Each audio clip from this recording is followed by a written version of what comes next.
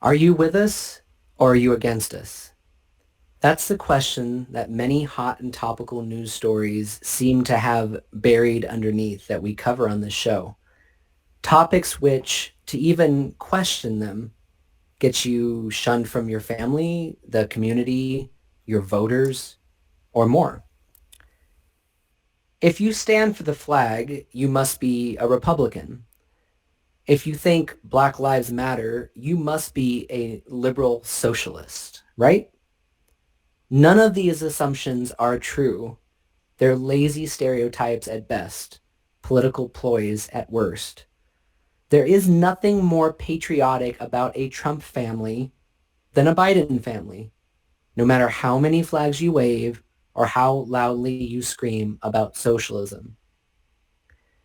You don't have to be black to defend your black neighbors and fellow Americans against inequality.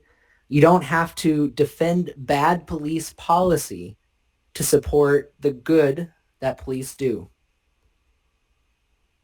Today, we're going to talk about the history of the police, why we created them, and how this issue got to be the fire cake of extremist views that it is today. This episode is not anti-cop, but how sad is it that to even examine the issue and to even question police in America requires such a disclaimer?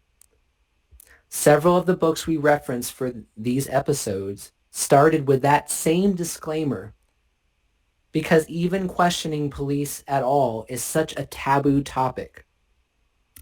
This is also, though, not a right-wing puff piece that's going to make cop culture seem amazing at every step. We're not going to explain away good statistics and endless personal stories of police brutality and overuse of force with a claim that was for a common good or that the ends justified the means. In addition to sharing why many people are demanding reform or even removal of the police in certain situations, we're going to applaud the good that police do, and we're going to tell their stories. We're going to talk about what life is like for a cop.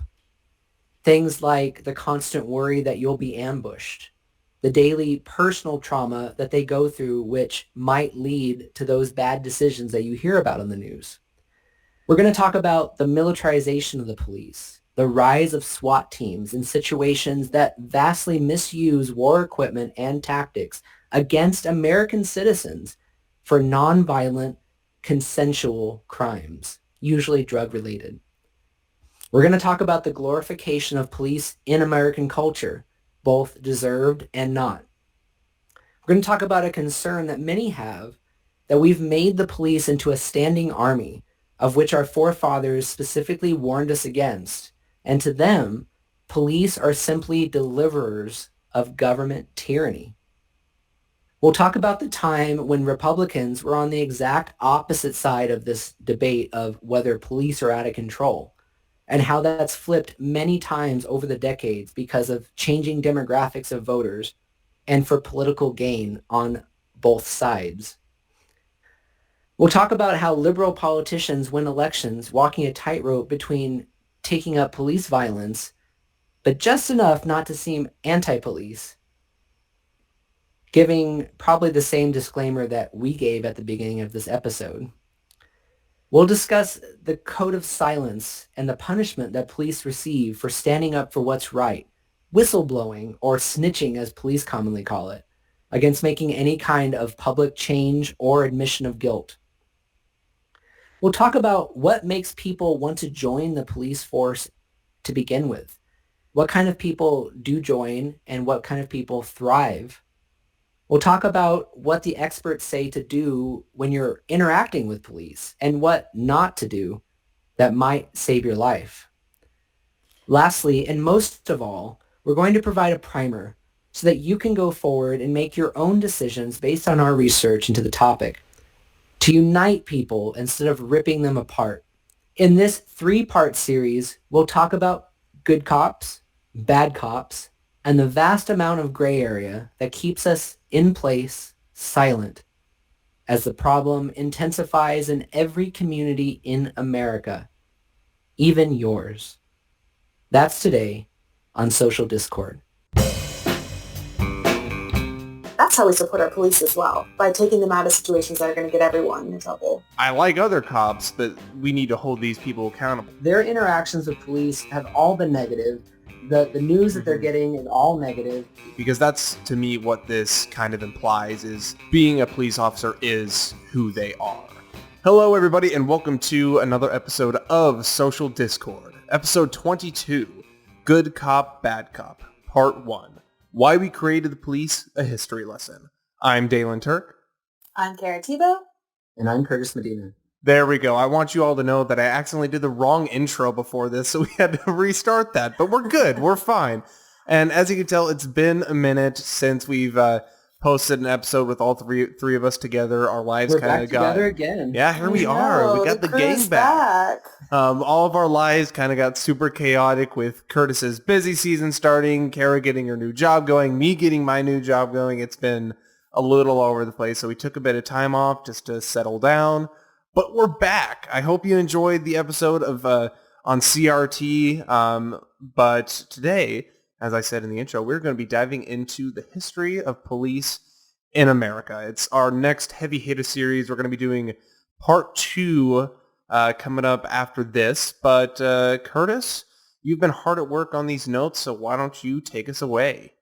Yeah, this is going to be a heavy hitter, like the heaviest of hitters.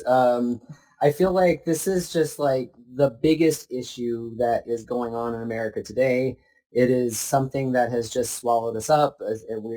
People that are often on the same side of a lot of issues are just polar opposite of on this one.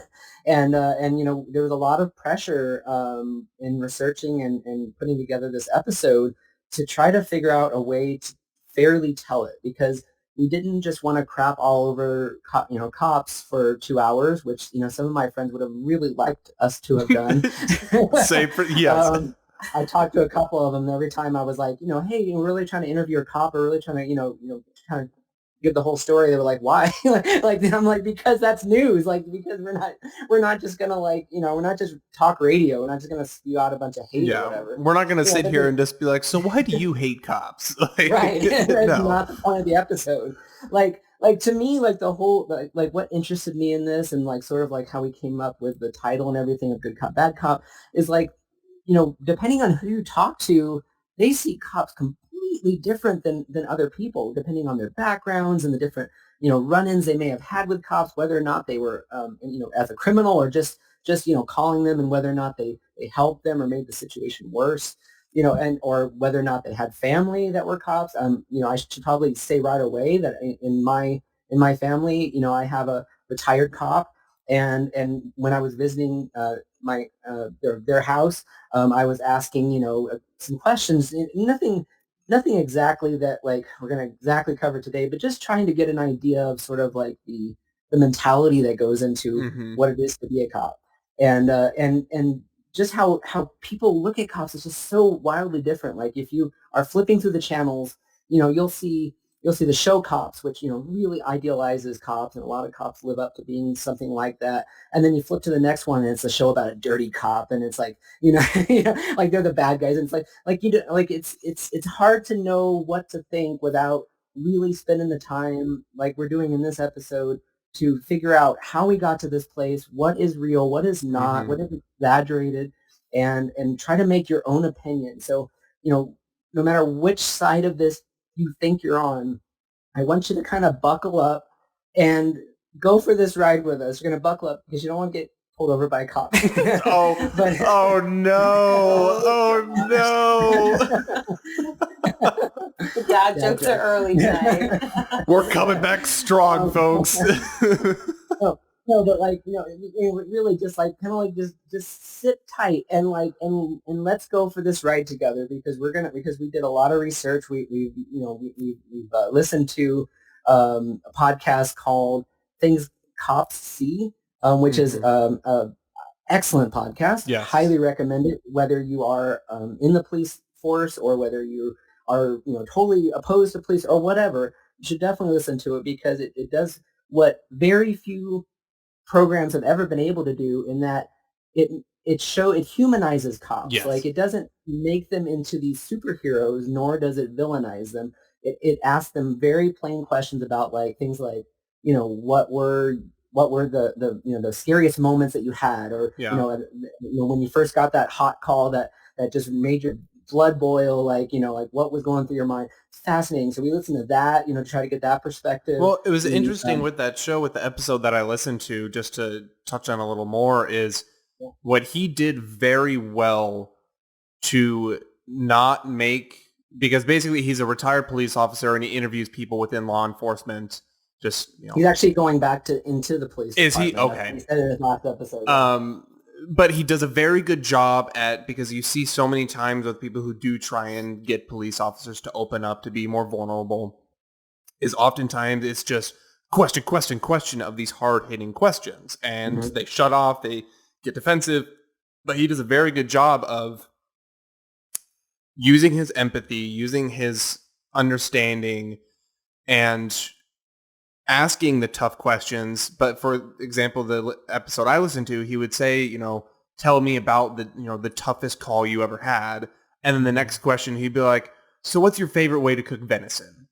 Because because he was able to connect with him, because a large part of the conversation was about hunting. And so he was able to connect with him on a humane level, other than just like, oh, so, what was the biggest drug bust you've ever done? And do you, it's not a gotcha type thing, which is what we're trying to avoid. Right. Well, and I think we agonized over this a little bit and had conversations about this, trying to figure out how to go about this, because we all have, some strong views, I think, on the reforming that needs to happen in the police industry.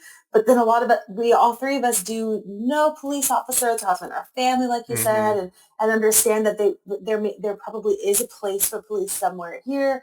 So we really, really agonized over how do we do this right? How do we portray everything, like you said? And then we got to be able to back it up with some research. And Curtis, you did such a good job putting this research together. So I'm glad that we're going to be able to have this episode and, have a leg to stand on.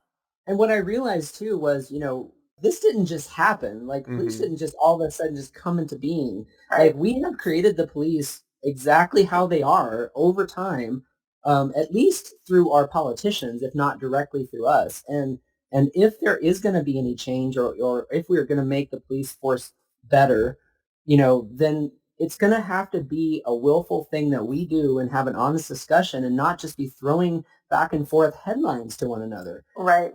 There's this feeling like with a lot of these issues that we cover, it's like you're either with us, you're against us. And when you start off a conversation like that, there's no way to grow. And you have to understand that, like, no matter what side you're on, it doesn't really matter, like, because if you don't come together and figure out your issues, like, the only people that win are politicians that use these dividing forces to gain power, and that is definitely on all sides of politics. I mean, as we'll see in some of the history, Republicans have used this for 40 years to gain power through the war on crime, the war on drugs. Democrats have also used it. People like Joe Biden, who you may hate, but you know what? Joe Biden loves cops. Like I think he's a little bit more extreme right on policing than I think anybody realizes, because he's been behind a lot of the funding initiatives over his career that has really, like, beefed up cops, for better or worse. Well, we talked about it quite a bit in our episode on on our series on private prisons, the 94 crime bill. Joe Biden wanted to prove that he is tough on crime. And if you want to be tough on crime, guess what? You got to back the blue. And he, a lot of people, I think, will say that he doesn't. But if you look at his track record, he very much so does. Right. So, another big source that we're going to be quoting a lot from is Rise of the Warrior Cop. Let's see, I have this. Which, from my understanding, It took you a minute to get through that book. Yeah, it was. I mean, it took me forever to read it, but like in a good way, because every page was like, and then this happened, and then this happened, and I'm just like taking notes, So we're gonna just do like we're kind of doing the spark notes of it, but it was really helpful. Highly recommend Rise of the Warrior Cop, the Militarization of America's Police Forces by Bradley Balco. And then not so much in today's episode, but more in the next episode, we also got quite a bit from Policing the Black Man, and I actually don't have that right in front of me to tell you who wrote it, but it's also an excellent book, and we're going to talk a lot about the perspective of what it's like to have an encounter with a police officer, whether or not you're guilty of anything, um, as a Black person. And since neither of us or none of us are Black, I think it was really important to include some statements from that book, and that's by Angela J. Davis. An excellent book. Like, I highly, highly recommend all of these sources. I do think that's another great thing to preface quickly. We also, when we chatted, had that talk too of, hey, it's one thing for three white folks to talk about the police system in America. So we're going to try really hard to keep our biases in mind as we have this conversation. Because it is a different situation for us to sit. I mean, two white men and, a white blonde woman to sit here and talk about policing in America. Like, what the hell do we know to some extent, you know? So, it's definitely something that's on our mind. A big part of it too, just like with movements like civil rights, is even though like white people aren't coming from the perspective of Black people with these issues, it is imperative that all people understand what they're going through, because we all have to come together and make this better for everyone. Definitely. Yes, it's so important for us to speak about this. I would like to point out that it is a core principle of critical race theory to recognize the roles that race has had in our history. And I think we're trying to use critical race theory, and I think we have, and I actually talked about that with Tobin, that we've tried to do that pretty consistently throughout this show, to recognize all of the implications that every type of prejudice and everything has had within the context of our episodes. And so with the core of the issue of today's policing being the use of force against people of color, I think as you said, it is very important that we do recognize that, especially as we go into the second episode, focusing on that within policing in America. So let's move on to we need to kind of go back in time right now. We need to get in our time machine. We need to figure out, how did we even get to the place that we are now? Why did we create the police? Why was it even important? Because, I can tell you, I'm pretty sure that the crime rate was lower in 1829 in London than it is today. I'm going to take a wild guess at that. So the question becomes, why did Robert Peel start the police? And according to Britannica, it was because at the time in London, the rising crime statistics convinced him that legal reform should be accompanied by improved methods of crime prevention. In 1829, he carried through the Metropolitan Police Act, which set up the first disciplined police force for the greater London area. The first kind of like an organized policing force? Yeah. I mean, there's definitely policing forces before that, that goes back much further. But this was sort of like the first time it was like a job. It was like a government created force that was supposed to live up to a really high ideal of serving citizens, and it was definitely not supposed to be a standing army in which the king, just sent out to rile up the citizens. Like, that was not at all the idea. In fact, they went through so much painstaking effort to make sure that people knew that it was not a standing army at the beginning. And I want to figure out how we got to sort of this vision of police now, where they're in the military uniform, they're in the tanks, they're knocking down knocking down walls. It's crazy to figure out how we got from here to there. So let's go back. So we're 1829 right now.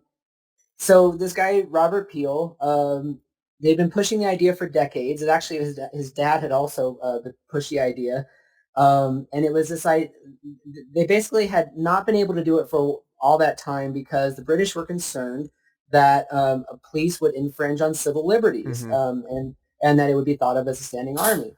Well, and you look at the history of Great Britain and, with the tyrannical monarchies that they've lived through for centuries and centuries, it's a justified fear, Absolutely. Like, I think it's fair to be like, oh, well, are these just going to be the Crown's goons again?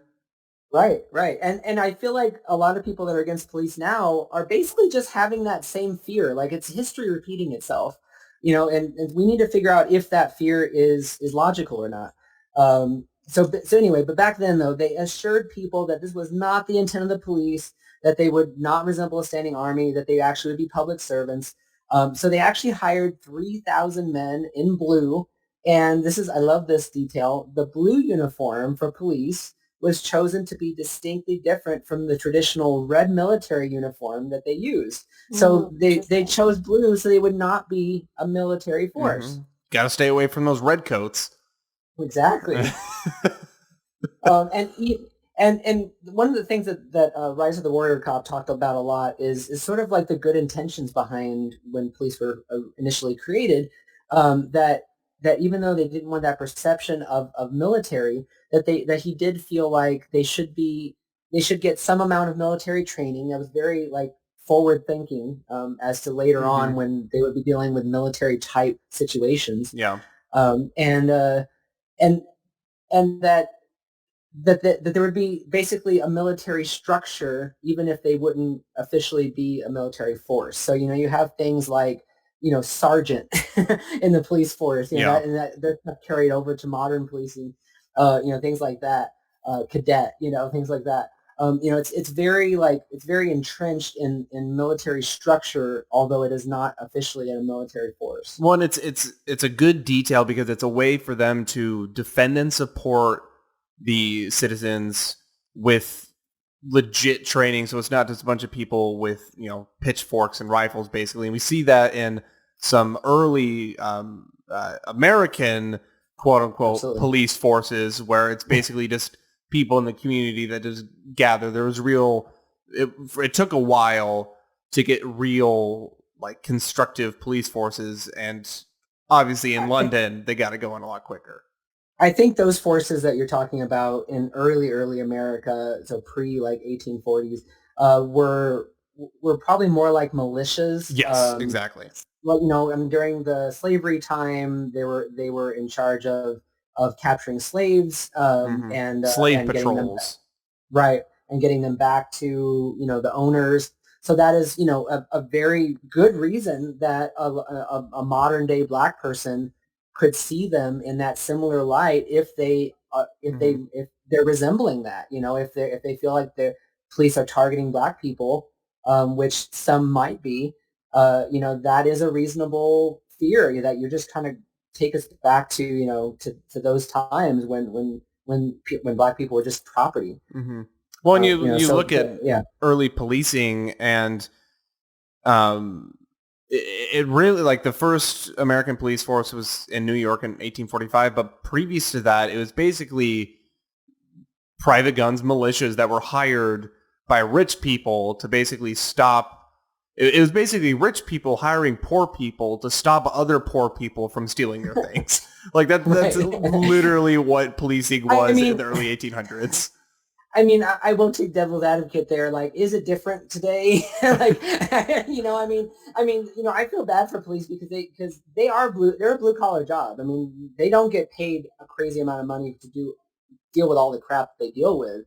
So even, they might be poor to middle class or whatever, policing other people who are poor to middle class in order to protect property for the rich. Like there is an argument that a lot of what police are made to do is in those veins. I will say there is a line from one of Bo Burnham's songs, "How the World Works," in his new special Inside, and I don't necessarily agree with this, but there is a line where it's like, every cop on the street is defending the pedophilic corporate elite, and Yikes. It's a strong line. It's a very strong sentence. But it follows the theme. Anyways. Yeah, I mean, and so like that is definitely, the way that a lot of people look at police, whether that's fair or not, that we're going to deal with later. But initially, the it was so quaint, like Quaint. it was so quaint. How they thought that police could remain at the beginning. So at the beginning, officers were told to avoid conflict when at all possible, to be civil and polite, to remember that they worked for the people and not against them. Mm-hmm. Now, again, personally, me, never been in trouble in my life. I have personally had a cop tell me to shut up. Like I have personally had these small little run-ins that have definitely affected my view of police, and for no other reason but they felt the power to do so. Yeah.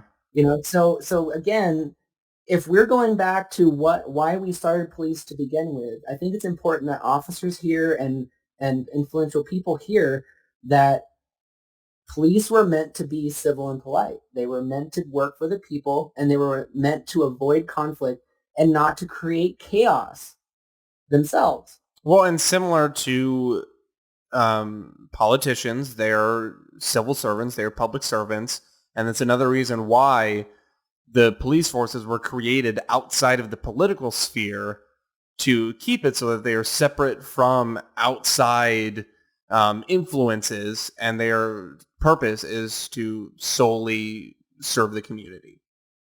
Right, but at first, the U.S. basically saw what was working in the UK and decided to do it themselves. And when they started that first American police force in 1845, they actually were nominated by political bosses and appointed by the mayor. So at first, they really were kind of the stooges of the politicians in power. Yeah, well, and a big part of it too is like during election season, basically within these precincts, how they would do elections is these politicians, their voting districts align specifically with these different precincts of police forces. And so whoever was in that district, whoever was running for that seat in the House or the Senate, they controlled that precinct. And so they would basically use that police force to act as goons against the person running against them. And we see later on, they catch on and they split up the precinct. So it's not exactly lined up with voting districts. But that's how it was ran.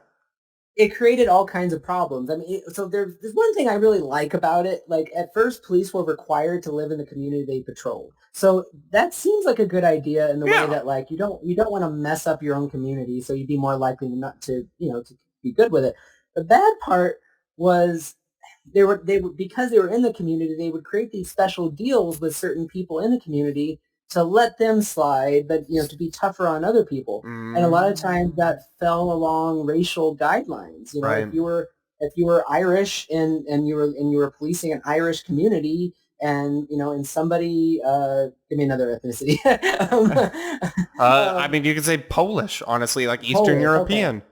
The Polish person, you see coming through town or whatever, and you'd beat them up, you'd question them, you do everything you could to ride them out of town because you didn't want them part of your community. They were the troublemakers. Yep. So there was all this like these special deals going on because police were given like complete free reign to do whatever they wanted to.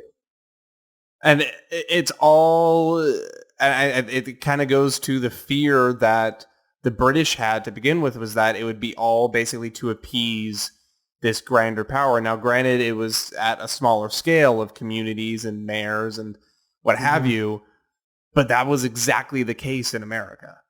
Well, and even though it's much different now, we as far as like the structure of who's responsible and rules being more blanketed across the board, we do still actually have most police districts are citywide. I mean, we still have sort of like all these little pockets of different police departments that are mostly responsible to themselves. So like it's crazy how these first steps still like reverb today. And we'll talk about it in part 2 of basically how the police industry, how the law enforcement industry is split up into these different aspects and who trains who and how much, and just basically where all the police officer workforce is. But really, it wasn't until the 1900s when police reform kind of became like people recognized, hey, something needs to happen, right? Yeah, it became this major political issue. Politicians, which, this sounds right, created the problem, decided to solve the problem. No. And they removed the practice of appointments of police and made the job a more formal one with standardized expectations, specialized knowledge, higher personnel standards, entry requirements. I mean, early police officers basically had no training. I mean, but so after a little bit, they were like, maybe we should kind of follow the UK standard a little bit more and actually make this a real job that has real accountability. Did either of you find in your reading, and I know in my research, I found that it wasn't only politicians who had power to control the police forces, it was also industry leaders. But I find this timing, 1900, curious. Did you find in your research that industry leaders were gaining more leverage over police departments than politicians, and so that's why politicians started to fight for reformation? I mean, I think it's all the same, though. I mean, usually private industry supports politicians, and then politicians use the police to support private industry. I mean, that's how it always has been, and definitely was even more so back then. So I think they're all basically it's the all same a game, folks. So one of the first heroes of policing I found was Berkeley Police Chief August Vollmer. He was in power from 1905 to 1932, and this guy he was really forward thinking. He was really interesting. He pioneered the use of police radios, which they didn't have before that. Like they would just kind of show up. They would just kind of patrol, and it's like, oh, there's a crime. Yeah, I mean, it wasn't too much more developed than that. Yeah, and he pioneered police radios, squad cars. He was the first person to sort of have this idea of police being in a car versus just on the beat. Um, uh, Police using bicycles, police using lie detector tests, and even police crime labs, which is a huge part of policing now. That's actually where my uncle had his career more in the photography and some of the crime lab stuff. Oh, that would be super interesting. It is, but it also carries a big burden. I mean, yeah. you see terrible things on a daily basis, but it is a very interesting line of work to be in, and you do a lot of good. Let's see. So yeah. So while effective in many ways, they also had an adverse effect, though. These new advents to police of making cops seem more separate. So so when they're in their car, they're not part of the community. There is a literal barrier here. And a lot of times they didn't get out of their car unless something bad was happening. It seems like they really started to create the image of the police officer. Mm-hmm. Well, and as them as a separate force, not just somebody who is in charge of keeping peace, but somebody who is sort of watching you from a perch. I feel like that's what we have to kind of take back down and get rid of in order for people to see police as the heroes they should be. They no longer became they were no longer a part of the community. They were the enforcers of the community. Exactly. And then they didn't have to live in the communities that they were enforcing. Right. So you have these strangers that you don't know telling you what to do, whether or not they're right, it didn't really matter. They became something separate, something to fear, something to at least be concerned about whenever you saw them. And then we got to Prohibition. Oh, Prohibition really screwed up this country. What a dumpster fire. Just the entirety of it was awful. So if you don't know what Prohibition is, basically a bunch of religious groups got together. They said liquor is the devil, and we need to eradicate it. And so, you can have that opinion. That's all great. But then how do you actually enforce it? Well, you use the police. And now suddenly the police have way more reasons to interact with regular people who are doing nothing illegal except for drinking, and to mess up their night, to beat them up, to push them out, to arrest them, different things like that. And I would like to point out, though, that for a lot of the time, it wasn't the drinking of the Right. alcohol that was necessarily illegal. It was the selling and the production of alcohol. And Right. so there's a really good story about this group, and it was a bar, and they couldn't sell their alcohol anymore. So what they did is the story of the striped pig. And so they took a pig and they painted black stripes on it, and clients could pay $5 to see the striped pig, and with the striped pig, you get a free beer. And that was their loophole. And so just to create, give that context.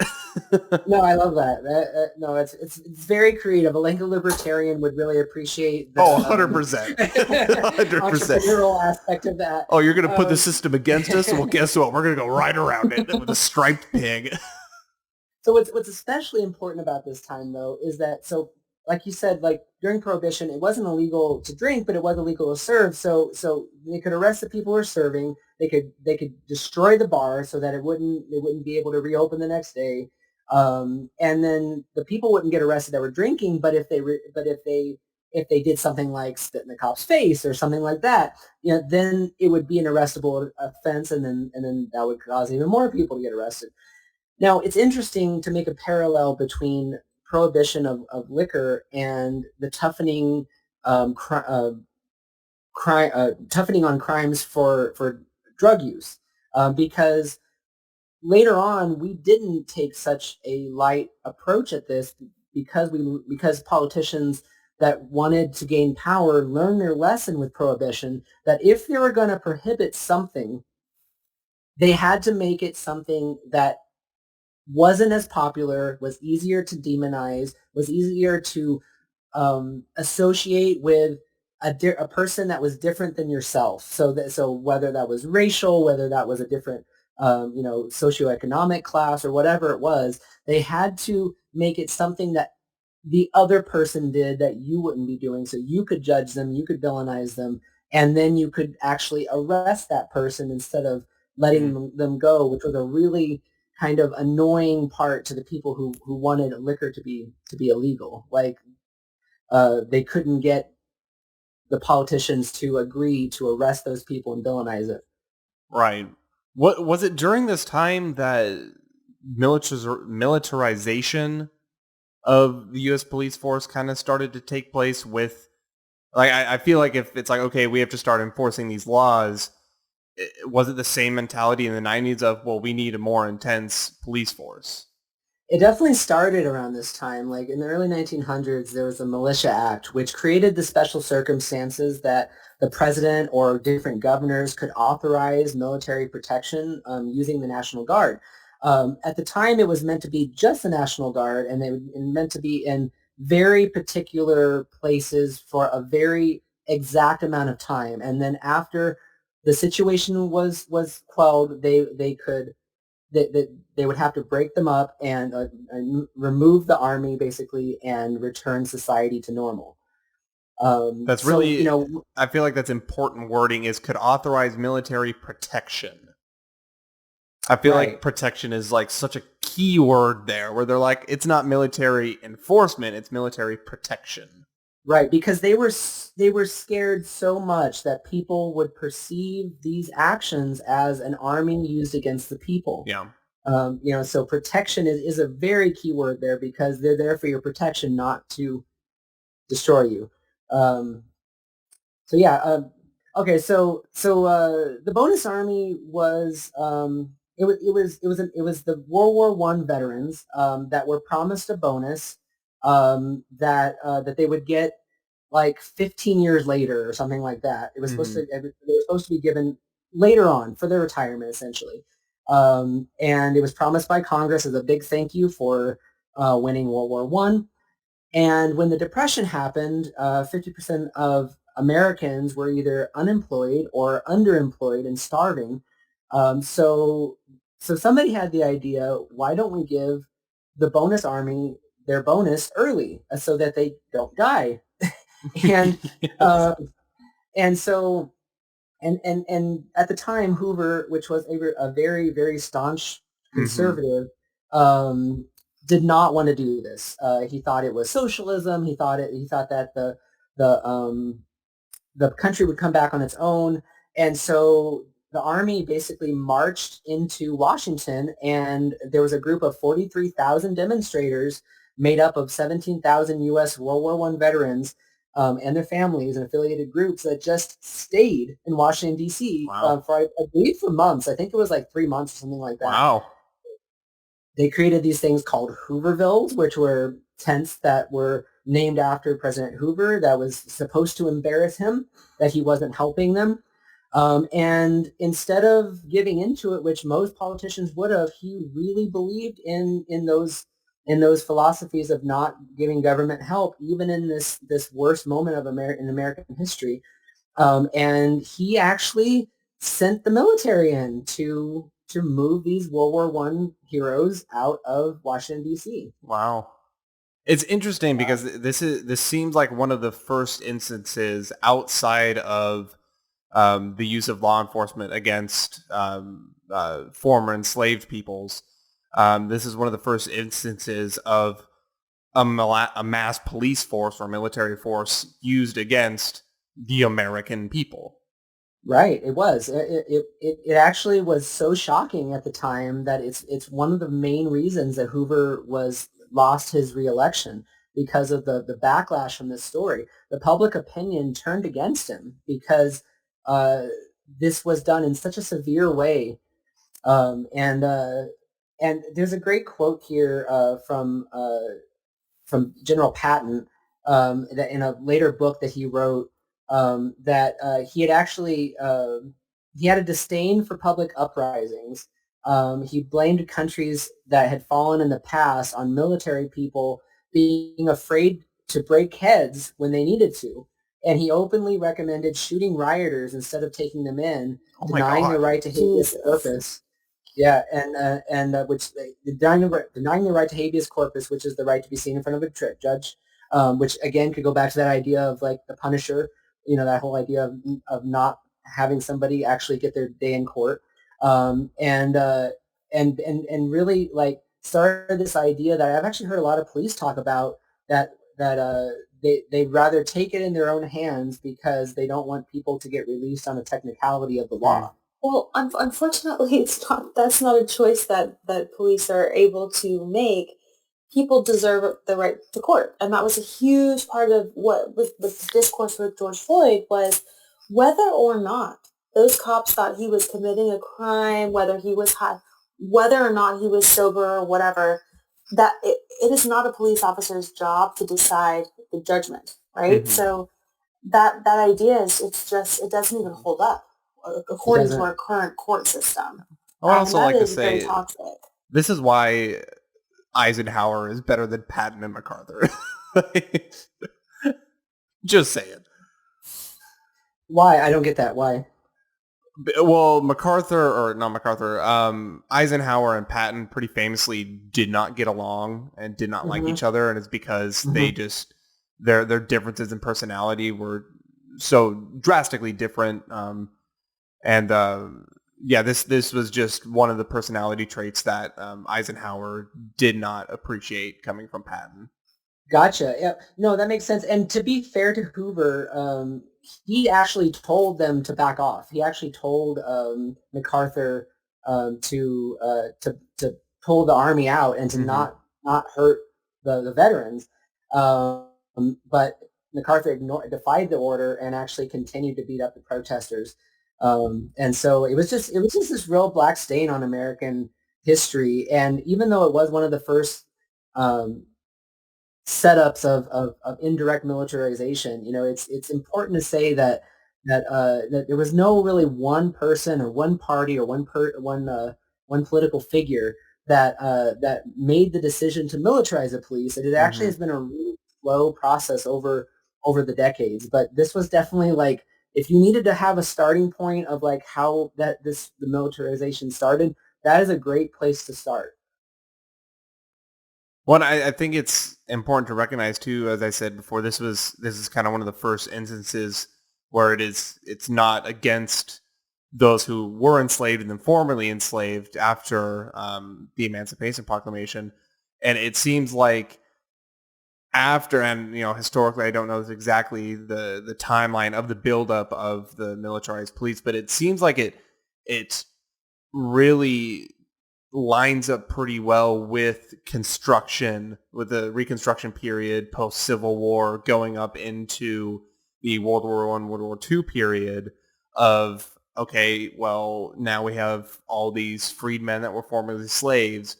We need more police force. We need people to enforce this and basically impose our will on them. And then it just kind of expanded and grew and grew and grew into moments like this where it's mass protest. Oh, well, what do? Well, we have these militarized forces. Let's use them. But it was still supposed to be as a very last resort, too. So the Little Rock Nine is a really famous case in American law and history. It's when they were there was a federal case that came from the Supreme Court that basically said that we had to desegregate the schools, no longer have some schools for black kids, some schools for white kids. We had to uh, integrate everyone together and have an equal access to education. However, a lot of governors didn't like this idea.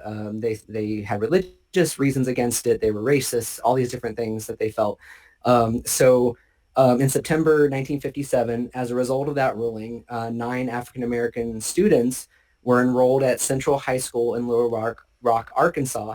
And the ensuing struggle between segregationists and integrationists caused the state of Arkansas and the federal government, President Dwight D. Eisenhower, and Arkansas Governor Orville Faubus, to basically get into a tiff. And the governor ordered the Arkansas National Guard to surround Central High School to keep the 9 students from entering the school because he was so against this idea. Mm-hmm. He used the military to do this, a form of the military, the National Guard.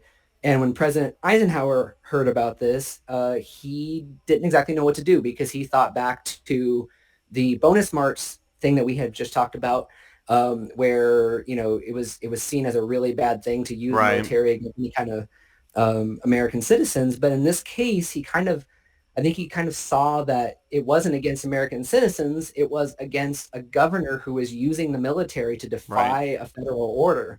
And at that too, they weren't coming in guns blazing either. It was more of having that presence. It wasn't, hey, come in and draw your guns at the school so the kids can come in. It was show your presence so that these kids have the backup of the federal government and the military that, hey, you deserve to be here. Show you're serious. Show that we're not turning into another civil war. I mean, that's how these kind of things start, is when you don't. It was a legitimate. It was a legitimate use of military in a civilian circumstance.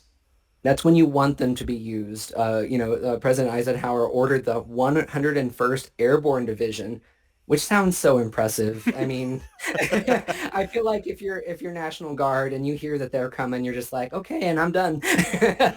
All right, guys. And thankfully, they basically stayed there, or a portion of them stayed there for the rest of the school year, to get them through that. And I've never heard what happened after that, but I just assume that at some point they just stopped coming, and so did the racists. Mm-hmm. So we moved on with our lives. Well, I think the racists are still there. The racists will always be there. I think it was more of a thing where they just got quiet. Yeah, I mean, they moved on to something else. Or so, whatever it was. They're like, well, let's shift our focus. Started AM talk radio. Okay. So I mean, it can be used for good reasons, but I think a really important takeaway here is that it was something very specific that you could do in a small amount of time, and then there was a definite end point in which they would be taken out Right. and push, and go home. Similar recently, to the January 6th thing. That was federal land, so you didn't need to have jump through as many hoops in order to get the peace there again. But they sent in the National Guard to put up the fences to get the peace going again, and then eventually they're going to be able to take that down once the threat of insurrection is gone. And as somebody who was there during the inauguration, I do want to stress the difference in feeling between the military presence and a police presence. We've all been there during some big, a politician comes to town, or the big sporting event, and there's police blockades and all this. But it was an entirely different feeling walking around and seeing military uniforms and Humvees, and it was just a very although it was peaceful and there was no harm being done, it was just a very different feeling. The only experience I have with this is I went to school in Boston during the bombing. Right. It happened right next to me. I was working at the Globe at the time. And I remember going to work the next day, and all of a sudden in all the subway stations, there were armed militia in there because they hadn't Really? caught him yet. And I remember thinking, this is so weird. And one of my friends that was with me, she's from Venezuela. And she was like, this is par for the course at home, baby. And I was like, this is... So I just, as an American, had never experienced the militarization just like that. Wow. And I appreciated their presence there, right? But it did remind me too. I felt very nervous and scared and weird and threatened. It is weird to think of the fact that some people live with the military like that in their country all the time. All the time, yeah. And we're not trying to do that here. So we need to make sure that we stay away from that feeling of uneasiness. How often is that the U.S. military in their backyard? Exactly. Right? Exactly. It was uneasy. It was weird. But yeah, no, I didn't necessarily like that feeling. So we're officially in the 1950s. We have to introduce a couple of really important figures here. So William Parker, who ran the LAPD in the 1950s, was the creator and the inspiration for the hit show Dragnet, which I don't know. Has anybody ever watched Dragnet? Absolutely not. I remember seeing it on TV Land, and I was pretty bored with it as a kid. But I think I did watch an episode or two. It really, really glorifies police. This is where I would like to point out to the listeners that Curtis is 10 years older than me. So some references Nick at night, baby. between the two and I are going to be a little different. Okay. I know about Dragnet. I Love Lucy. Dick Van Dyke. Okay, but anyway, so it was just a big deal for the time though, because this is sort of the beginning of police being part of the culture and the culture like police seeing the culture on TV and trying to act like it, and then TV culture seeing real police and trying to resemble it. So it's the which came first question that begins to happen, because they sort of have this cyclical way that they're emulating what a real cop is. And that's the first time we're really seeing that. I wonder if previously to this, because entertainment before this was, I guess I don't know when sound came to film, but in terms of silent films and slapstick comedy,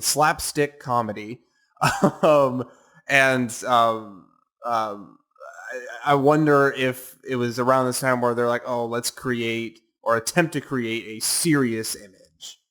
Right. I mean, police were always kind of ripe for making for writing a character and making them the hero. It's definitely very cinematic to write a police officer character or detective or something, because there's all such kinds of situations they could reasonably get into. So I think that's always been a part of it.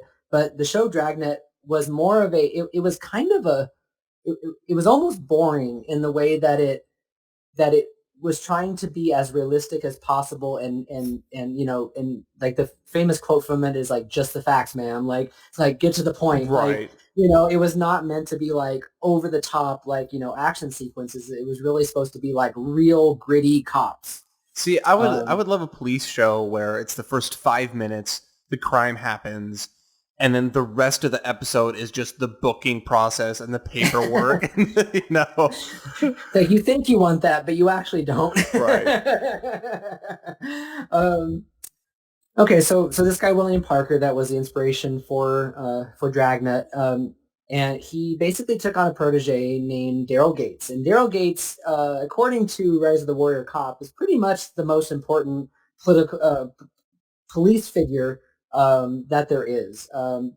Gates would be put in charge of the LAPD during the Watts riots, which was a televised embarrassment to the police, made them look like idiots, essentially. And Daryl Gates basically never forgot this, and he always wanted to he wanted to bring the police back into a higher place, a more militarized place. He loathed the idea of community policing, meaning like cops that just sort of talk to the community and all that. He thought that they should be much more separated, much more an authoritarian figure. Force. Exactly. Yeah. Yeah. It sounds like he got really defensive. Like it was a very defensive reaction to that embarrassment. Right. It was basically this is never going to happen again. We're never going to be not ready for this again, because Watts Riot kind of came out of nowhere, as far as, at least from the perspective of people outside. Of course, the Watts Riot didn't just happen out of nowhere. There was a lot of animosity between police and people of color that had been building for years, that just sort of happened to spark this one day. And it's a really crazy story. I have to tell this story because this is how easy it is for things to get out of control. So this is what happened. So California Highway Patrolman Lee Menikis was on his motorcycle on an August evening in 1965 when a motorist pulled up to him and indicated that the car ahead of them was weaving and that the driver might be intoxicated. So Menikis pulled over the driver, and it was 21-year-old Marquette Fry, which had no license and was asked to perform a sobriety test. Supposedly, the two joked around, and it attracted attention since they were joking around from people that were passing by. But the mood changed when Fry's mother arrived. His mother basically started, berating him. I don't know if she physically hit him or anything, but basically was just really angry that he had gotten in trouble. And because Fry was embarrassed that his mother was doing this, he started resisting getting into the police car. And another officer arrived to help and accidentally swung a baton into him. He wanted to hit him in the arm, but I guess it hit him in his eye and actually hurt him quite a bit. And so Fry's brother then comes in, punches Menikis, the officer, and his mother jumped on his back, and all three were arrested.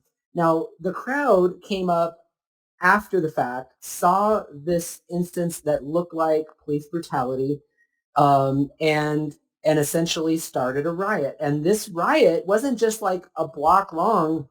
This actually lasted for 6 days. It covered 46 square miles. That's insane. Crowds were dispersed, and then they would run around the block and start again. It just kept growing like a wildfire. Mm-hmm. And the state ended up having to dispatch 13,000 National Guard troops. Oh my gosh. $40 million in losses. Wow. Thousands of damaged and destroyed buildings. Over 1,000 people injured. 43 people killed. 4,000 arrested. And middle white America lost their minds, because the what people took from this was, this is the future of cities and therefore the future of America. Mm-hmm. And because it was happening at the same time of a lot of racial tensions in the country and a lot of civil liberties, being challenged and things like that, um, it sort of like got mixed up in all this on purpose from politicians trying to take advantage of the situation. Kara, would you agree that we're kind of seeing the same thing, that perception of what America will be because of what's been happening in Portland? Oh my gosh, do you guys know on Facebook, I'm sure you see the same thing from like some more of my conservative family members. You defunded your police and now look what you got. Yeah. And it's just a bunch of statistics about things. And to be honest, I guess I don't know. I haven't looked into those statistics enough to know if there's any merit to that. But Curtis, you even said at the beginning of this episode, you've done the research. The crime is not trending the way that people seem to think it's trending. No. But I do think that there's absolutely a perception amongst more conservative folks that, look what's happening, that things are getting bad again, you're taking away the police, blah, blah, blah, blah. So whether it's real or not, that's the perception, and perceptions can turn into, movements very Reality. quickly. Yeah, but one of the studies in somewhere in this paper that I wrote up mentioned that um, I believe it was in the 80s, 70s or 80s. They did this study that said, "Do you think crime is on the rise?" And like it was like 80% or something of people said yes. But then when they asked them, "Is crime on the rise in your neighborhood?"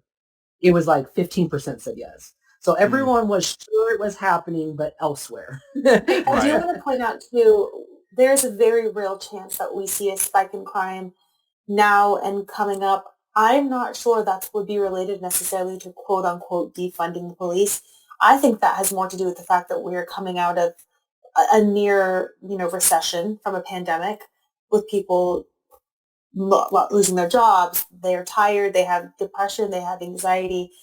So I do think if we do see an uptick in crime, we're going to have to look into it and see, well, is this a result of allegedly defunding the police, or did we just come out of a situation in which people are broke, tired, sick, and Hmm. lost loved ones? And January 6th was a great example of how we have different perceptions of reality right now. Uh-huh. And that those different perceptions are going to create crime, they're going to create tension until we get back to the same place again. And I think one of the main reasons that it's important that we do this episode and we do it right and we tell the history is that's a way to get everyone back on the same page.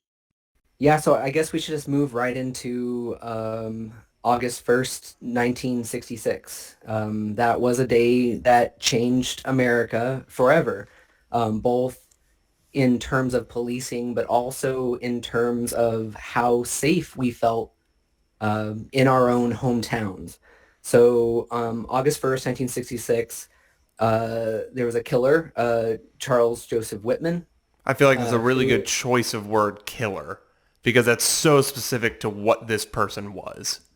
Yeah, I mean, he was just he he he was how do you say this? Like, it was he just seemed like he had no soul. I mean, he just how he did this, it seemed like it was always a part of him.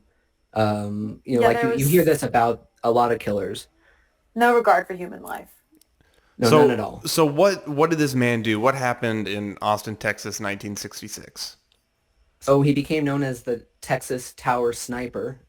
He basically took some high-powered rifles and barricaded himself in the tower above the University of Texas at Austin. Yep. For And those who he don't just, know, Kara and I both live in Austin. In the center of UT campus, there is a giant clock. I guess, does it have a clock on it? Yeah, it has a clock on it.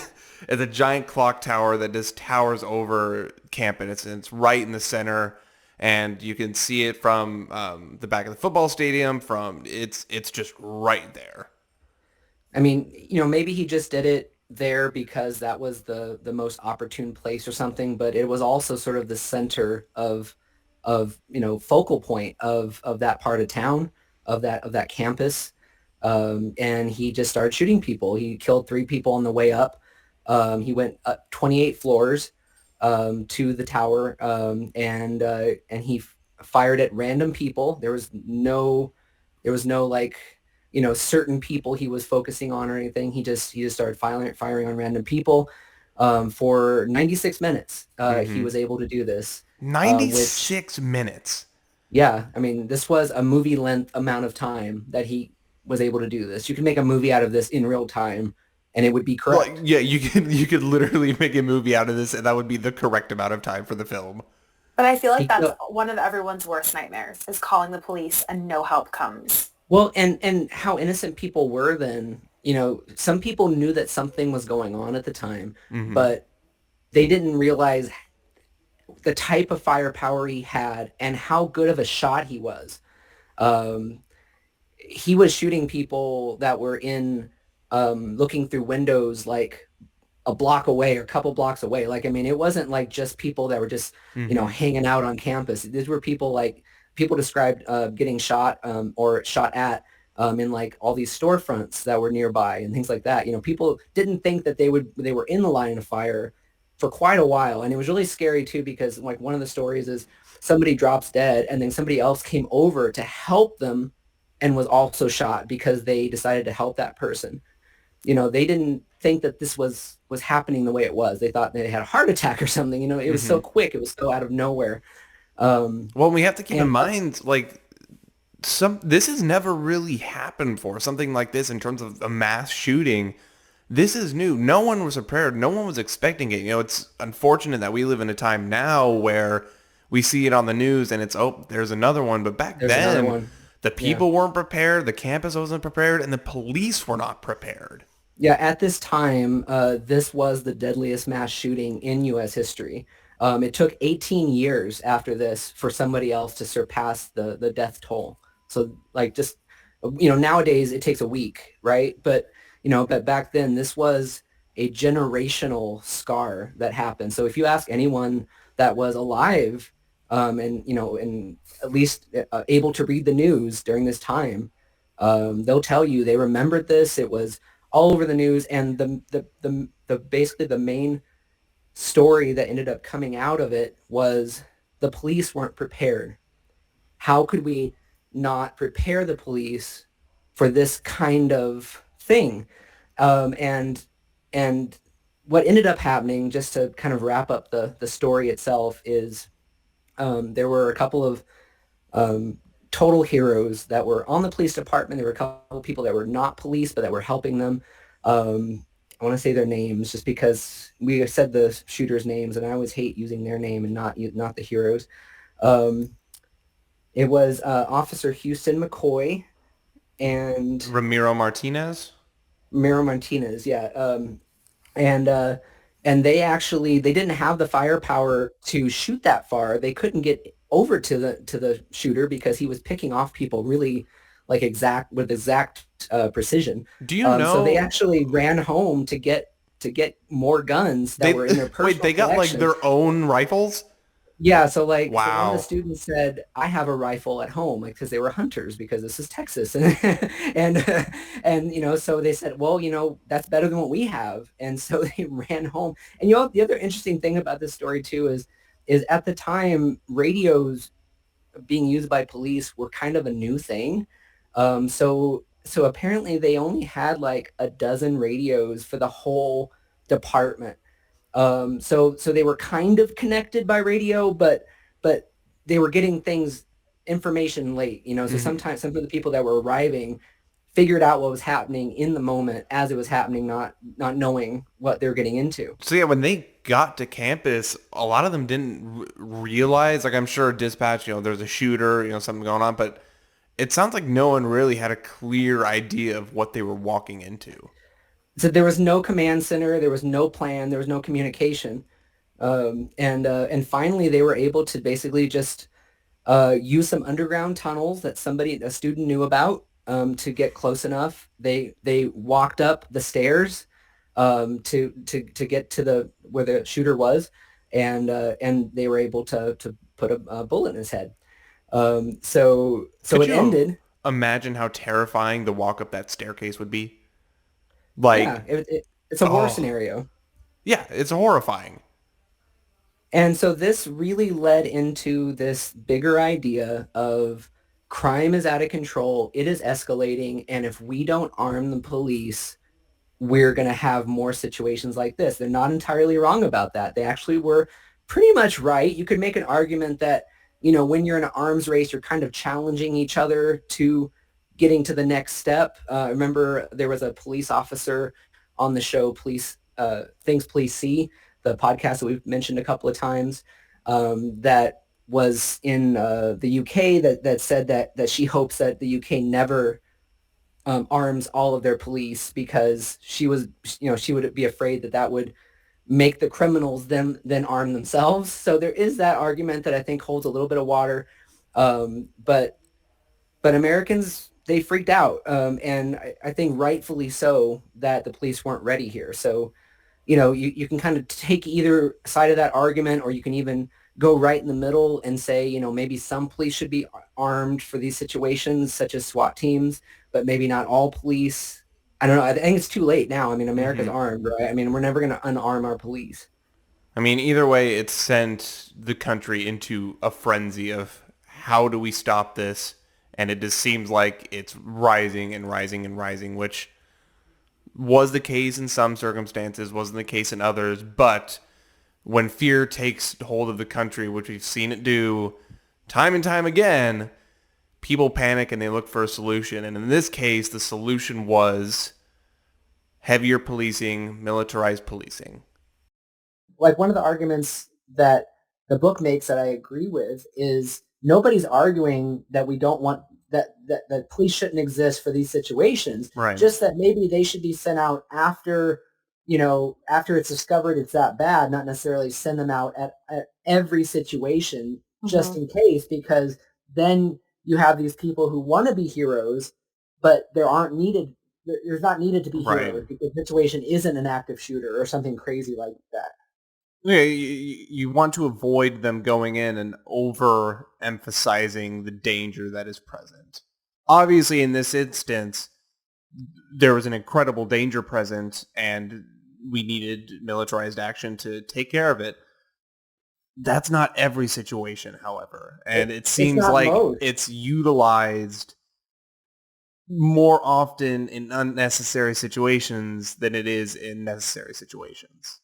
Right, and so then we get to the Warren Court years, and I'd always heard the Warren Court, but I actually never understood what it meant before this. So basically, Chief Justice Earl Warren was the head of the Supreme Court in during this time period, and there was this unimaginable tragedy that had just occurred. It gained a lot of attention, and it was also matched with rising crime rates. There was a whole counterculture that was starting. That was against Vietnam, that started a little later, and this idea of whether or not consensual doing of drugs was what should be an American right, or if it was ripping apart society.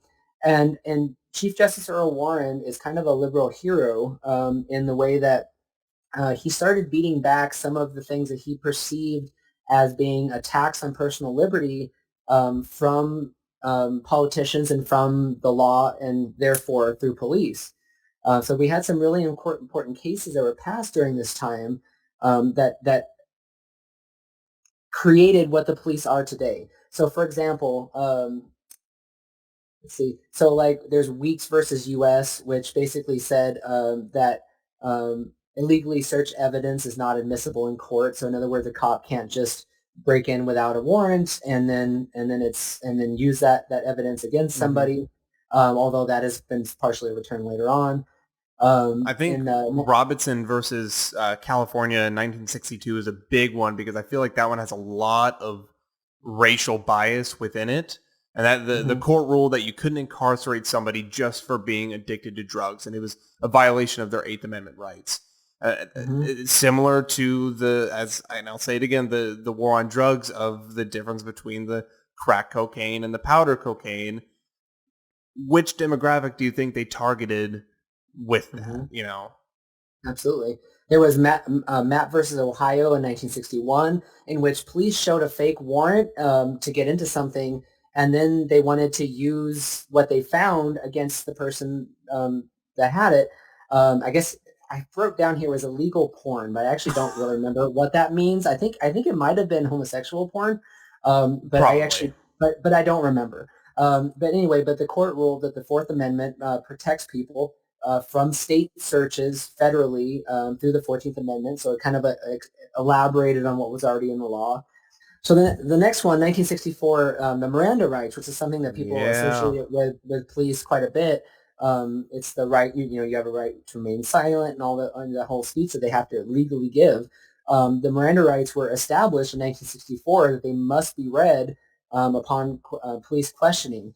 And it was really unpopular at the time from conservatives as they said that they were protecting the criminal. And that, why? Because they were given due process? Well, because it made cops jobs harder. I remember my uncle saying, kind of this feeling of like people work. Oh, one more step. Yeah, here's one. You're gonna make my job one step harder. You're gonna protect the criminal, and and if you are a good person like my uncle, like a lot of cops, I can understand that feeling. Like that you are only putting away truly bad people. The problem is not every cop is good, right. And not every cop can perfectly know who is good or who is bad, and you have to do it across the board, even if it's annoying, even if it's sort of bureaucratic and like all that. And the red tape needs to be there to ensure that justice is taking place properly. Like you can't skip steps. Yes. Like if you look at every cop movie and every cop show, it's always like damn it, the mayor's on my ass, and he once he got mad at me because I blew up that building in order to save that orphan, and I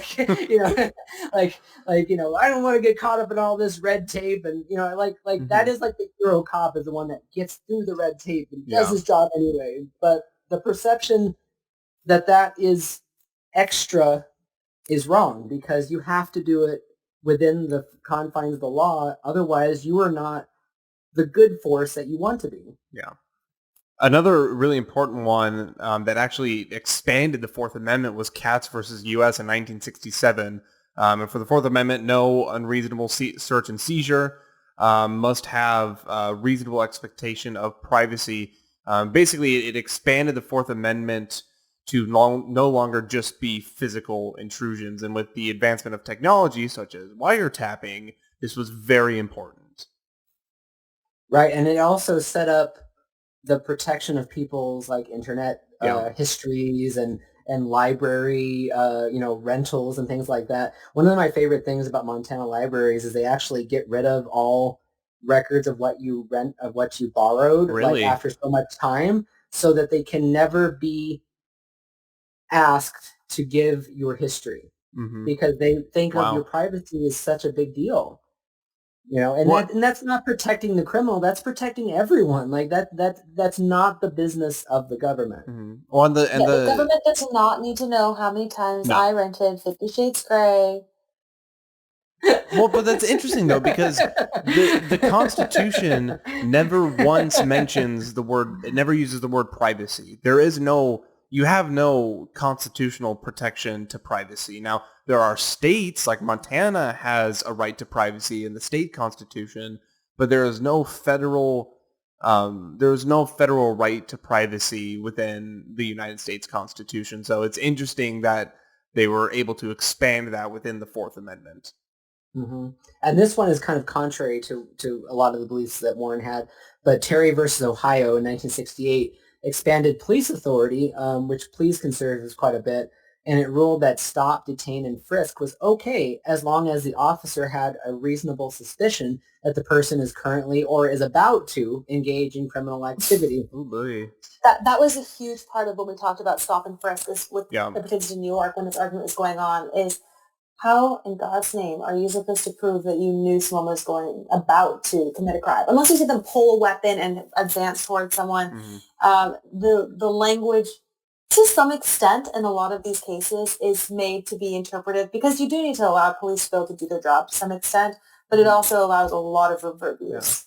Yeah. Well, we saw it with when we were talking earlier about how the idea of having more police officers really did not change the amount of crime. Similar to that, stop and frisk, once it is largely no longer used in New York, once they stopped it, the amount of crime did not change. It did nothing to stop crime. It did all it did was intrude into people's lives. When all it did is make officers the enemy. Yes, exactly. That's not community policing.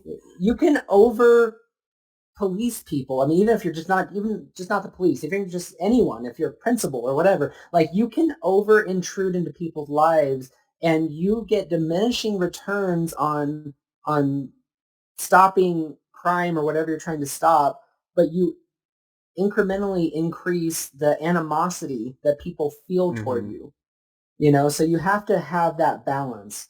So, you know, getting back to Daryl Gates too, like he basically took the ideas from, you know, from what was going on at the time, things like the Austin Snipper, and he decided to create SWAT. And it's a really fun little anecdote thing from the book, Rise of the Warrior Cop.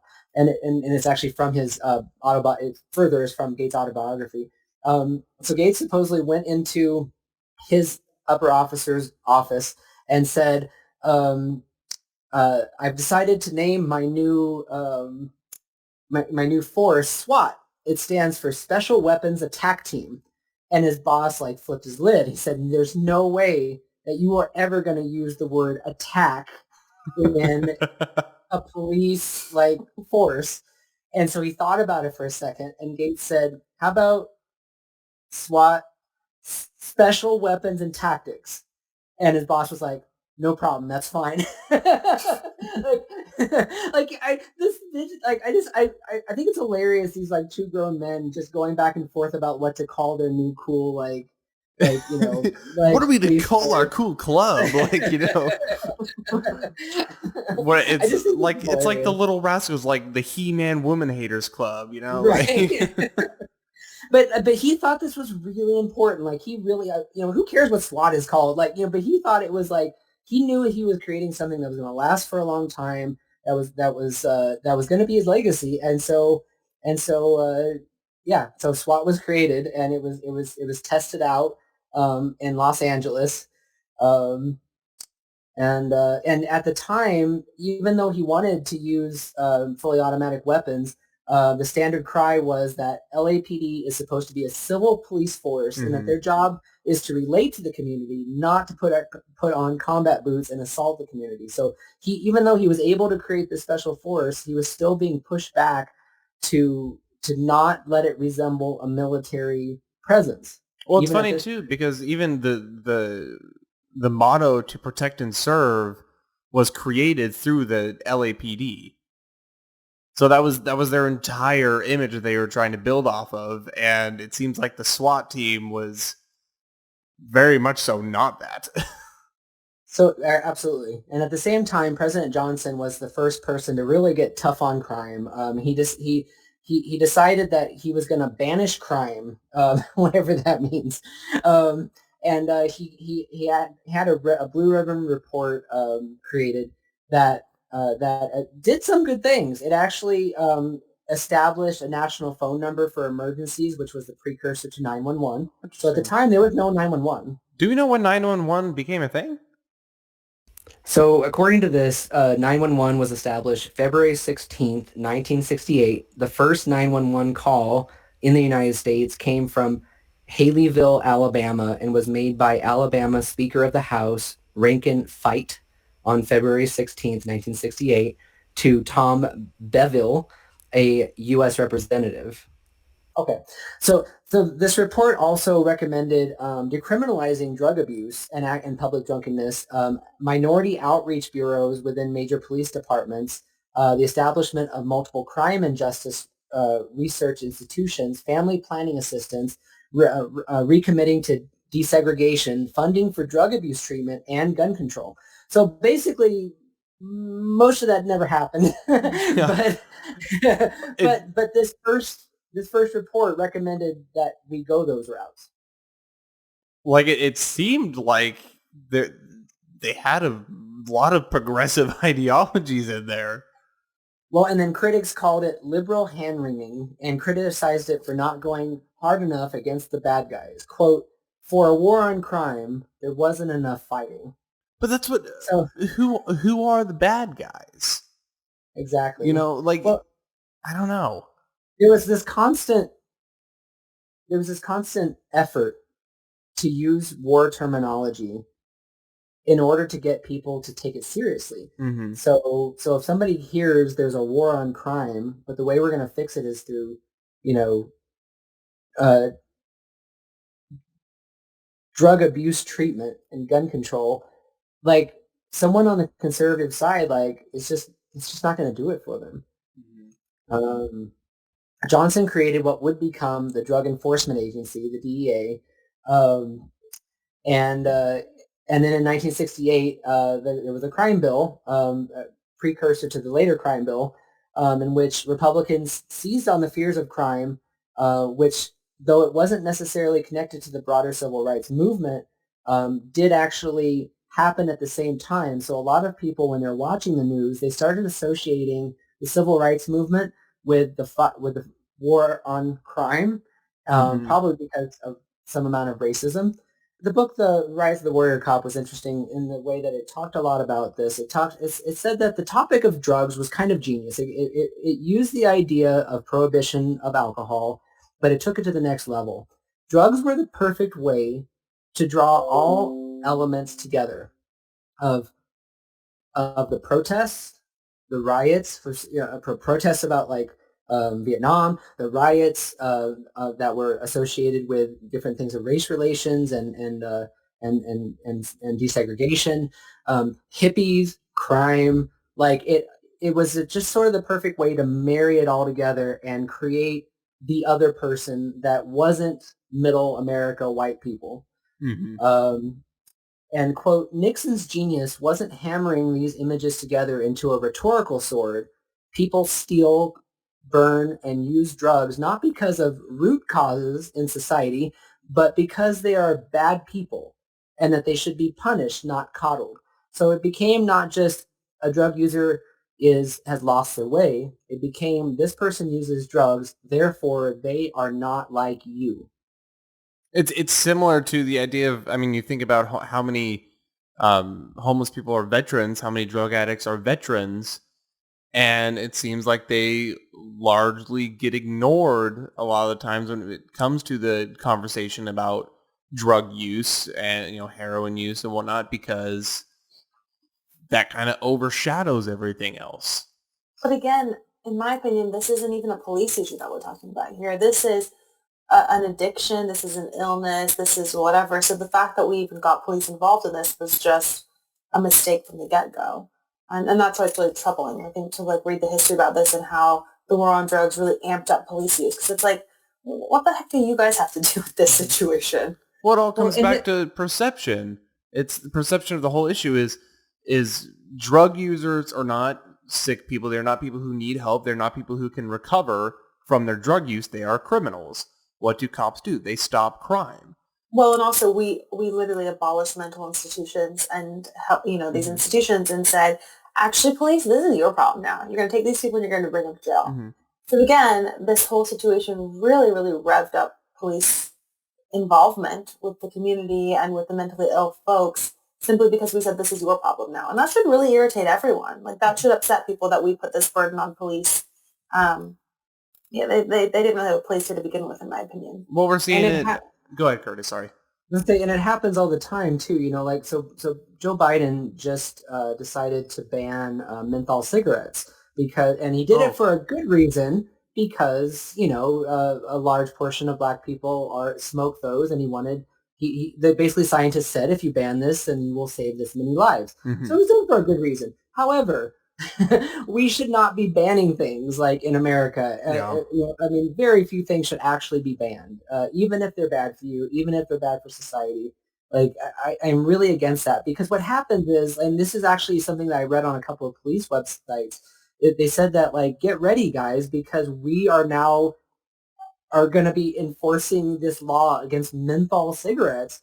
And once again, it's another thing that's prohibited that puts us as the bad guys, and in which society should be dealing in different ways. So politicians should not ban things because all of that creates is more animosity toward police. It's harder to enforce. It looks good on them, but it really starts breaking down society and separating people into a us and them. Like what will be illegal tomorrow, in which puts a different type of person on the other side of that blue line. Mm-hmm. Well, how many videos pop up on the internet now of a police officer enforcing some kind of menial law, whether it be, stopping kids from skateboarding on private property or stopping somebody from smoking menthol cigarettes, and it escalates and it turns into this thing, and then all of a sudden, and there are circumstances where the cop is the bad guy, but how many times is it where it's just the cop they just have to enforce the law, they're just doing their job, and they turn into the bad guy because of that. Right, and I think there was it's really scary now because we're kind of at a breaking point. Up until now, police kind of had a little bit of leeway where if there was a stupid law, they could decide to kind of not enforce it as much. Mm-hmm. And like, for example, I forget the person's name that was killed in this instance. It was a black person that was killed. But the person got pulled over because there was something hanging from their mirror. And in this city, there was a code that you couldn't have anything hanging from your mirror. Like, in the old days, a cop could have seen that, decided not to pull them over because it's a stupid law and it's a waste of their time, and they could have went on their way. But now, because of things like body cams, which I generally approve of, but in this case, like, it could be a negative. They have less wiggle room of like what they can interpret as passable versus they have to pursue. Like, if they see it, they have to pursue that, which starts a whole snowball effect of different things that can escalate from that point. Like, can they no longer use their judgment of, as we said before, is this affecting the community in a negative way? Is this doing something to harm somebody else? Therefore, I'm going to put my efforts towards something else that is more necessary. Also, in that same vein, and I know I'm skipping ahead just a little bit, but I think it's 2015 is what I read earlier, that like things like ticket quotas were implemented. So forcing police and I've been pulled over for that before, but forcing a ticket quota, if anyone doesn't know, is basically a police officer has to give out a certain amount of tickets a day or a week or something, or have a certain amount of touch bases with people. So in Austin, police have to pull over a certain amount of people a day to make sure they're involved in what's going on. Yeah. And that just encourages these things like escalations of whatever, or come on, does it really matter? I got pulled over because my registration sticker was on the opposite side of the window. And he pulled me over. And I literally said to him, I go, slow day, huh? But yeah, it's this thing of like forcing police, get involved. You can't ignore it. You're required by a quota to do these things. That just that is literally just turning up the heat on the stove. Well, and that brings up an interesting point. I was watching a video, and it was Trevor Noah, and he was speaking kind of along. He was talking a little bit about like the ticket quotas and how it's not always necessarily a race thing. And Curtis, you've touched on this a lot in previous episodes of class has a lot more to deal with things. And he pointed out the fact that you don't see cops sitting on the side of the street ready to pull over people in Malibu. It's always in these poorer, more rural areas where they can just pull people over left and right. But also things like car registration. I have to make an appointment and take time off work to go do that. Do you think some person who is working 3 jobs and supporting their family is going to be able to easily take time from their cushy office job to go do these things? So it does it. And then on top of making it difficult to do things like car registration or what have you, then you encourage police with a quota to come down on that. Yeah. It's just a recipe for disaster, honestly. And it's also like, get a life a little bit. Like, come on. Well, but at the same time, too, like, I hate the videos of the people where it's, the cops, like, pulls them over and, don't you have something better to do with your day, blah, blah, blah, blah, which I get. Like, I understand it's annoying, but to a point, it, like, they gotta keep their job. No. Right, because they've They've been forced to pull X amount of people over a day. It's similar to Sinclair Broadcasting forcing local stations to broadcast their slates. Right. Like either you do it or you lose your job. But even then, oftentimes, if you're speeding, you should be pulled over. You should, you should be reprimanded. How many of these things that, we just like loathe cops and how they do things, like how many of these things are just part of the job that has been established by politicians? Exactly. And the politicians don't have to deal with it, but the police do. That's why I have a lot of empathy for cops, because a lot of them, they don't want to be doing what they're doing. Well, yeah, because they literally have to. I would be curious to hear from police officers if they feel it's a waste of time as well. Like if they feel like their efforts should be put towards something better. Because I can't imagine they love the fact that they just have to sit on a highway and, issue tickets all day to people who are just trying to get to work or whatever it may be.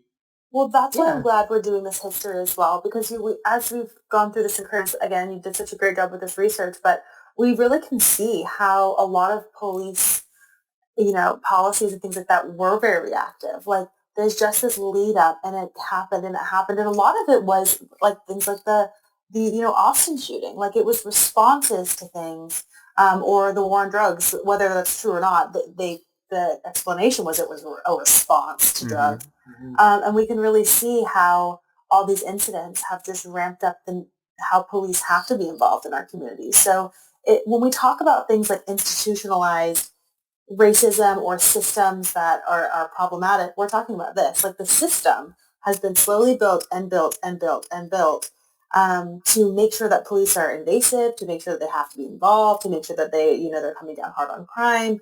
And so I'm glad we're doing this, because it does help provide a little bit of empathy for cops and the system that they have to work within. Mm-hmm. And it's not just a racial thing, too. I think it's important, because I think, a lot less white people are worried about this. And they should be, though, because, just because they're not affected by it right now, because their neighborhood isn't, being over-policed or over, having too many laws or whatever set up that are stupid. Like, just because it's not affecting you now doesn't mean it won't affect you later. So the fact that, there's this person who happens to be black who is dealing with this and saying, hey, we have to look at this right now, that's your wake-up call. Somebody is being affected, and somebody's waving a flag saying, look at this, and it is your responsibility to look at it now before it's too late. Right. Abuse of power easily transcends race. It does. So let's go back. So we're in the Nixon era. They won. They were really effective in pushing this idea. So they really even went further, and they targeted drugs because it was something that if they could successfully stop, and they really believed that they could stop it, like within their administration, if they could stop it, they would be given the credit for saving America, which unlike normal boring crimes like burglary and murder and stuff like that, you could never truly stop it. It would always keep going, right? So, but with drugs, you could claim that you won. It was sort of like that mission accomplished banner that Bush hung up. Like they wanted to do that. Mm-hmm. Mission accomplished, drugs gone. And they didn't know it was going to be here forever. Well, it's interesting too, because it seems like Nixon had to directly connect the use of drugs to crime, whereas Reagan, there was legit crime. The cartels were real. The cartels were legit. And I don't know what necessarily drug trafficking and whatnot was like during the Nixon era, but it seems like the propaganda and the narrative they had to create around quote unquote drug crime was different. Right. And to some extent, what wasn't true became true, because when you over police something, it becomes a black market, and it actually becomes worse. Right. If you do it in the wrong way. So in Washington, D.C., Nixon had this idea that because it was federal land, that he could actually just do things without the need for congressional approval. So he went back and did ideas like no-knock warrants that had not been approved nationwide, and he decided to try it out in Washington, D.C. And so he also tried to do things like strip away attorney-client privilege. Wow. He tried to strip away the privilege between priests and the person and the person being charged, and doctors. He tried to the privilege of talking. Oh, like a confessional with a priest. Yeah, he tried to. So Wow. there was some protection for that. He tried to strip that away. He tried to expand wiretapping because, as we know, Nixon loved to wiretap. um, and they even came up with an early precursor to California's current terrible law, three strikes and you're out, which is basically says no matter what it is, if you do three felonies, you get life in jail. That has been stripped Wait, down in some states. California But still has a three strike rule? yeah, as far as I know, unless it like just recently got changed. Wow, I didn't realize that. Yeah, and it's actually still in on the books in a lot of states, but a lot of states over time have taken it down so that not just any felony can trigger your lifetime sentence or something. You know, it Right. has to specifically be like murder or something really bad. But yeah, as far as I know, it's still in the books. Um, so Nixon set out a PR campaign to tie heroin. Heroin was like the big one to crime. So he could motivate the public and basically scare them to give him more power to solve the problem. So he asked BNDD. Let's see, what is that? I don't remember what Real BNDD quick, it's was. very interesting the use of fear throughout public policy in America. We saw it with the Red Scare. We saw it with the Lavender Scare. We see it with the drug scare. It's creating fear of a thing it's there, but it's not really there to just blow it up in citizens' minds of it's the scary thing that we need to block away. And It's when we say the PR campaign, we really mean like they literally use a PR service yeah. to make a campaign to convince people of something. Hmm. Yeah, it's scary that it's a tactic that is used in what is supposed to be, a free democratic republic. You know, And and so Nixon used the BNDD, which is the Bureau of Narcotics and Dangerous Drugs, to arrest low-level, easy-to-find heroin addicts to beef up the numbers so he would look better.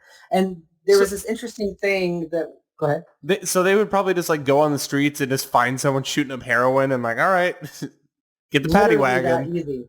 They actually preferred the low-level people because they could beef up their numbers versus going, say, for the source that sold them that, Right. because that would only be one arrest. And even though that would actually solve the problem more, they did not want that one arrest. They wanted the 20 people they sold it to because Hmm. that would look better on their books. And they'll just sell it to the next 20 people. Like, Right, right, exactly. Um, Let's see. And then in 1971, Nixon made a speech after his PR campaign calling drug abuse, quote, public enemy one. And he asked for emergency powers and new funding to, quote, wage a new all-out offensive. So you get this military wording again. You know, it creates this idea that there is an enemy and they are people who are addicted to drugs. And it really angers me when they use those terms because people addicted to drugs are not the enemy. They are fellow human beings, fellow Americans. They are in more need, at least as much, but probably more need of help than the average person, and yet they're being called the enemy. hmm. It just God, really irritates me. It's one of the main reasons I don't like Nixon. And Dalen, can we please play the clip from Nixon? Ladies and gentlemen, I would like to summarize for you the meeting that I have just had with the bipartisan leaders, which began at 8 o'clock and was completed 2 hours later.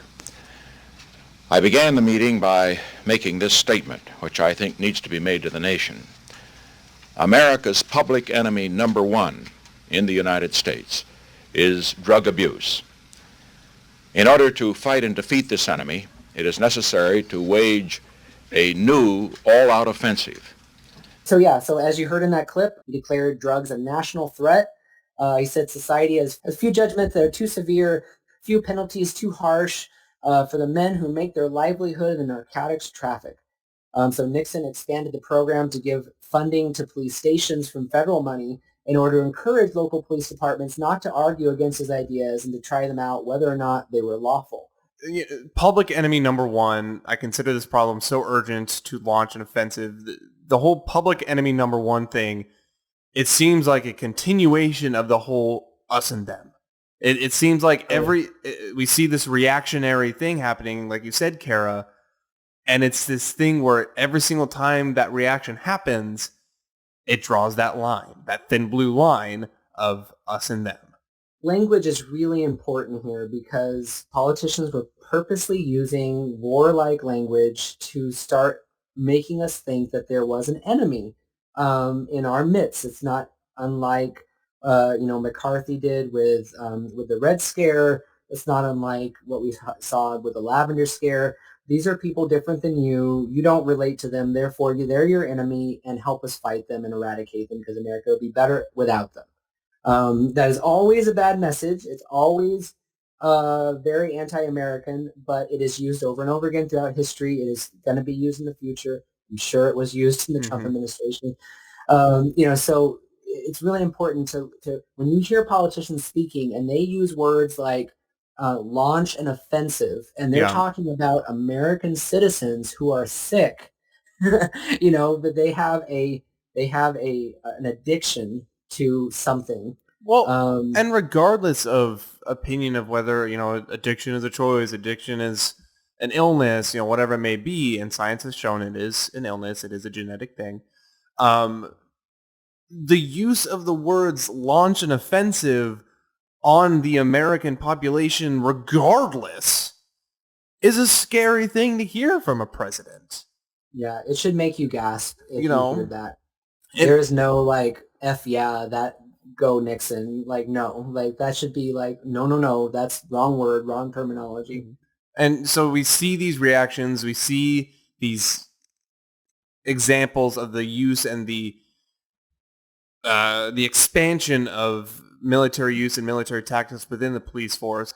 With that, Nixon launched his war on drugs, and going into the next episode, we're going to expand this to 3 parts, I think. Going into the next episode, Nixon's war on drugs takes its first victims. And that is where we'll pick it up in part 2 of Good Cop, Bad Cop. If you stuck around this long, this is, I think, one of our longest episodes we've ever done. Thanks for listening. Thank you very much. Like we said at the beginning of the episode, we took a hiatus for a couple months, and we are coming back strong. We're coming back hard, and I hope you enjoyed it. Curtis, Kara, going into the first episode of this series, what are your thoughts thus far? I just think it's really important for us to understand how we got to where we are. So like I said, I'm really glad we're doing this episode because, we really want to talk more about police in America and their role in our society. And I think it's really difficult to do that without knowing how exactly we got here. So I'm glad that we're learning about this. I'm glad that hopefully if you're listening, you're learning about it with us. And then we can have a much more nuanced and cohesive conversation about what's actually going on because we've got the history to back it up. And I think it's important, too, that we think of, police are not the enemy. Yeah. We created exactly what police are doing now. So it is our fault if there is something broken in the police system, and it's our responsibility to fix it. And the only way we're going to do that is by looking at how it was created, why it was created, and moving forward with that knowledge. So I'm really excited to tell the second part next time. And I do want to quickly address the actual content and the history and the context we are covering in these 2 parts of this series. And for those of you who have been longtime listeners and have listened to all of our episodes, I know especially in this series, we are covering a lot of stuff that we covered during the Queer's history, we covered during private prisons. But I think it's important to recognize the fact that all of this stuff had so many outstanding impacts on our country in so many different ways. And the fact that so much of this stuff does come up in so many of our different episodes is very important to see, wow, stuff happens and it impacts everything. Everything's interconnected. Yes, absolutely. And so we hope you enjoyed this episode. Stick around for part 2 and part 3. They will be coming out soon. If you have any comments, if you have any questions, if there's any questions arose while you listen to this or anything you were wondering previously, reach out to us. You can contact us on the Facebook page, Podcast Without Borders. You can also send us an email at pwbnetwork@gmail.com. Let us know what your thoughts are. Let us know if we're missing some marks in terms of policing, in terms of some of the stats and practices that we may have missed. Let us know, because we want to know. We want to do this right. We want to get it right. Otherwise, we'll talk to y'all in part 2. Bye, everybody. Bye. Bye. Thank you for listening to Social Discord, part of the Podcast Without Borders network. You can get a hold of us by sending us an email at pwbnetwork@gmail.com. You can also check out our website at podcastwithoutborders.com. Thanks for listening.